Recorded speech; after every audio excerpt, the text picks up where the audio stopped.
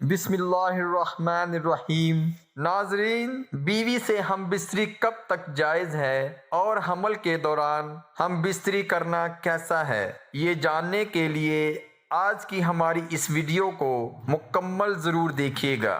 ہم بستری کرنا ایک قدرتی امر ہے، اور اگر آپ کا حمل نارمل ہے تو اس صورت میں آپ کی بچے دانی اور پیٹ کے عضلات آپ کے بچے کو محفوظ رکھ سکتے ہیں۔ اس سے بچے کو کسی قسم کا بھی خطرہ لاحق نہیں ہو سکتا ہے، اور اس موقع پر پڑنے والا دباؤ بچے کے لیے خطرناک نہیں ہو سکتا ہے۔ بعض اوقات حالات حمل میں عورت کے اندر اس خواہش میں ہارمون کی تبدیلی کے باعث کمی واقع ہو جاتی ہے۔ اس صورت میں اگر حاملہ عورت اس کے لیے راضی نہ ہو تو اس میں احتیاط برتنی چاہیے۔ ناظرین، آج کا سوال بہت دلچسپ ہے اور تقریباً ہر مسلمان کی ضرورت ہے، مرد کی بھی اور عورت کی بھی۔ جو بھی شادی شدہ حضرات ہیں ان سب کی ضرورت ہے۔ سوال کیا ہے کہ حاملہ بیوی سے بندہ ہم بستری کتنے مہینوں تک کب تک کر سکتا ہے؟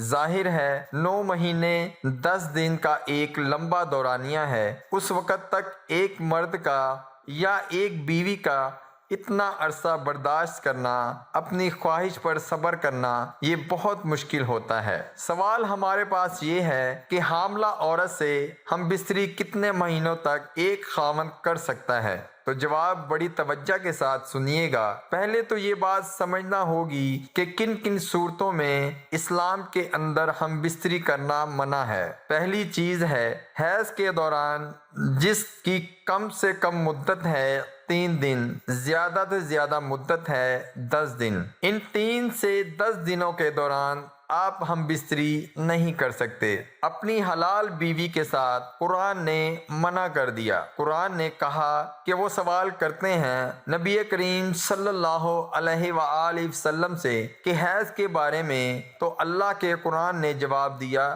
کہ حیض کے دنوں میں عورتوں سے جدا رہو۔ دوسرا ہے نفاس کے دنوں میں بھی عورتوں سے دور رہو۔ ناظرین، نفاس کیا ہوتا ہے؟ جب بچے کی پیدائش ہوتی ہے تو اس کے بعد عورت کی شرمگاہ سے خون آتا رہتا ہے، نجاست آتی رہتی ہے، تو جب تک وہ بند نہ ہو یہ زیادہ سے زیادہ اس کا دورانیہ 40 دن ہوتا ہے۔ اس کی کوئی مدت نہیں ہے، وہ 2 دن کے بعد بھی بند ہو سکتا ہے، 8 دن کے بعد بھی بند ہو سکتا ہے، کسی وقت بھی بند ہو سکتا ہے۔ تو ان دنوں میں بھی بیوی سے ہم بستری کرنا منع ہے۔ پہلے تھا وقت کے اعتبار سے، اب ہے مقام کے اعتبار سے۔ مقام کے پیچھے کی شرمگاہ جائے پخانہ کے اندر، یہ یہاں پہ دخول کرنا، یہاں سے ہم بستری کرنا اللہ نے قرآن میں منع کر دیا ہے۔ شریعت محترمہ کے دیگر تمام مآخذ سے یہ بات ثابت شدہ ہے کہ یہاں پہ ہم بستری کرنا،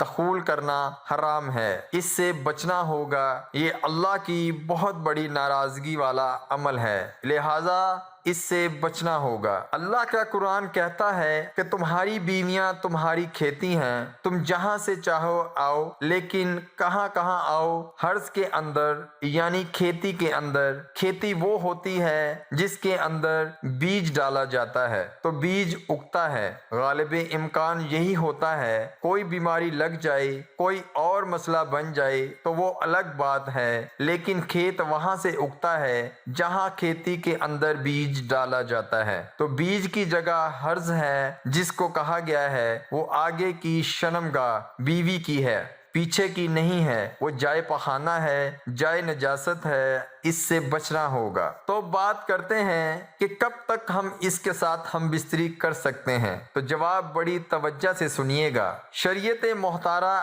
اسلام کے تمام مآخذ، قرآن، حدیث، اجماع، قیاس، سارے آپ کو اجازت دیتے ہیں کہ آپ جب چاہیں، یعنی اگلے دن بچے کی پیدائش ہونے والی ہے، اس سے پہلے آپ اگر ہم بستری کرنا چاہتے ہیں تو کر سکتے ہیں۔ اس کا فائدہ بھی آخر میں بتاؤں گا، لیکن لیکن ایک بات ذہن میں رکھنا ہوگی، یہ انتہائی ادب کے ساتھ درخواست ہے کہ لیڈی ڈاکٹر سے مشورہ کرنے کے بعد، کیونکہ آپ کے ہم بستری کرنے سے بچے کو کوئی تکلیف ہو سکتی ہے، بیوی کو کوئی تکلیف ہو سکتی ہے، کسی قسم کا نقص پیدا ہو سکتا ہے، کوئی پریشانی آ سکتی ہے، تو پھر آپ کو صبر کرنا ہوگا۔ اور اگر اس طرح کا کوئی خدشہ نہیں ہے، کوئی امکان نہیں ہے، تو آپ تو آزاد ہیں، جب چاہیں جیسے آپ کی بیوی کے لیے آسانی ہو، اس کو تکلیف نہ ہو، بیوی کے لیے بھی تکلیف نہ ہو، بچے کو بھی تکلیف نہ ہو، صرف یہی چیز اپنے سامنے رکھنی ہے۔ باقی سب کچھ لوگوں کی باتیں اپنی اپنی جگہ پہ، ان کو نہیں دیکھنا۔ صرف اور صرف شریعت محترمہ آپ کو اس حوالے سے آزاد چھوڑ رہی ہے۔ صرف آپ نے ڈاکٹر کی رائے کا احترام کرنا ہے، وہ جو آپ کو رائے دے اس کا آپ نے احترام کرنا ہے۔ اب آتے ہیں فائدے کی طرف کہ فائدہ اس کا کیا ہے کہ اگر حاملہ بیوی سے ہم بستری کی جائے تو بچے کی قوت سماعت کے اندر اضافہ ہوتا ہے، اس کی قوت سماعت مضبوط ہوتی ہے، اس کے بال بڑھتے ہیں، اور تیسری چیز یہ ہے کہ اس کی بینائی تیز ہوتی ہے۔ یہ فائدے ہیں اس عمل کے۔ اگر اس کو اس سوچ کے ساتھ، اس یقین کے ساتھ کیا جائے تو انشاءاللہ